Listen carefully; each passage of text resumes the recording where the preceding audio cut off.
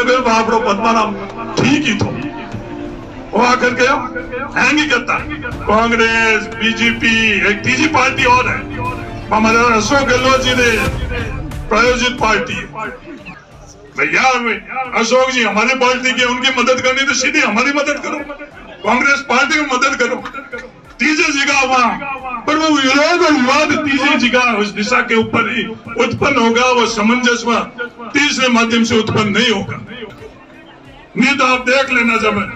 साल भर ही बाकी बचा है तो उस कमरे में पद्माराम जी आपको भी आना पड़ेगा अभी तो बच रहे हो आप इधर उधर कर ये राजनीतिक सियासत के अंदर की भाई उस कमरे में आपका नंबर नहीं आई बिना संघर्ष निकल जाऊंगा उसमें भी आओगे और इसमें भी आओ आपको पद्माराम ठीक ही थो वो आकर के हैंग ही करता कांग्रेस बीजेपी एक तीसरी पार्टी और है हमारे अशोक गहलोत जी ने प्रायोजित पार्टी है बड़ी ईमानदारी से मैं कह रहा हूं और बड़ी जिम्मेवारी से ये बात मैं कह रहा हूं वो हमारे सम्माननीय माननीय मुख्यमंत्री अशोक गहलोत जी की प्रायोजित पार्टी है कोई भी लेखा जोखा चाहे विरासत माता के मंदिर में जाकर कर ले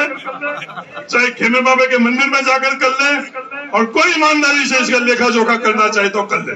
मैं तो वहां भी लोगों को बोला मैं कि तीसरी जगह डालकर उस खड्डे में डालकर क्या करना भैया अशोक जी हमारी पार्टी की उनकी मदद करनी तो सीधी हमारी मदद करो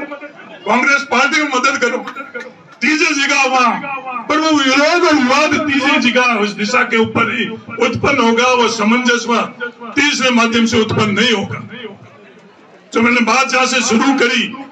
कि ये लोग परेशान क्यों होते हैं ये चिंतित क्यों होते हैं ये सक्रिय क्यों होते हैं जब विरोध और विवाद नहीं होता हम लोगों के बीच में और ये सफल क्यों होते हैं सुकून की नींद कब आती है जब हम लोग विरोध और विवाद के अंदर लगे रहते हैं जैसे वो अर्जेंटीना के कप्तान को सुकून की नींद आई ना कब लेकर वो आराम से सोया कि उसका यही सपने में यही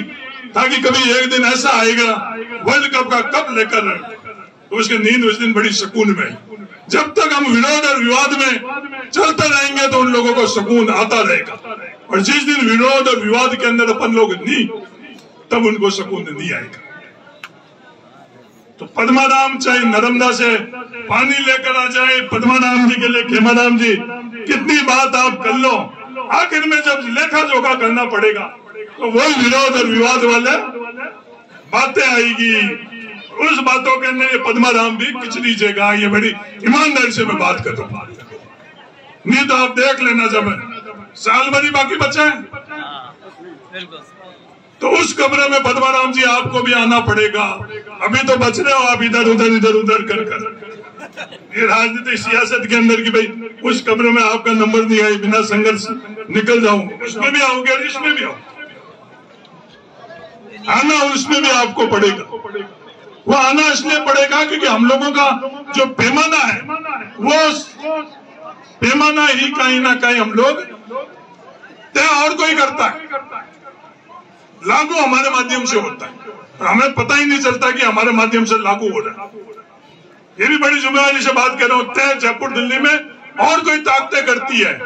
लागू हम लोगों के माध्यम से करा देते हमें एहसास भी नहीं होता कि भी लागू हमारे माध्यम से हो रहा है कोई ना कोई बात पकड़ा देते और बाद में भावना के हिसाब से हम लोग बात पकड़ लेते हैं कि नहीं साहब ये तो हमारी बात है जो बात हमारे लिए कोई मायने नहीं रखती अगर पूरी बातों का लेखा जोखा ले तो मेरे को वापस कल दिल्ली जाना पद्माराम जी ने पहले खेम जी और इन्होंने बोला अर्जी राम जी के यहाँ आना ही था पद्माराम जी ने पाबंद अलग से किया अलवर के अंदर कि आपको आना ही पड़ेगा मैंने कहा मैं आऊंगा तो कुछ सच्ची बात कह लूंगा सच्ची बात कहना तो कड़वा लगेगा क्योंकि मुझे ये समझ में आ गया क्या उससे अंतिम पड़ाव वही है समय समय के अंदर वो रामदास जी ने भी देख लिया अंतिम पड़ाव गंगाराम जी ने भी देख लिया कर्नल सोनाराम जी ने देख लिया हेमाराम जी उस पड़ाव के अंदर उस दौर में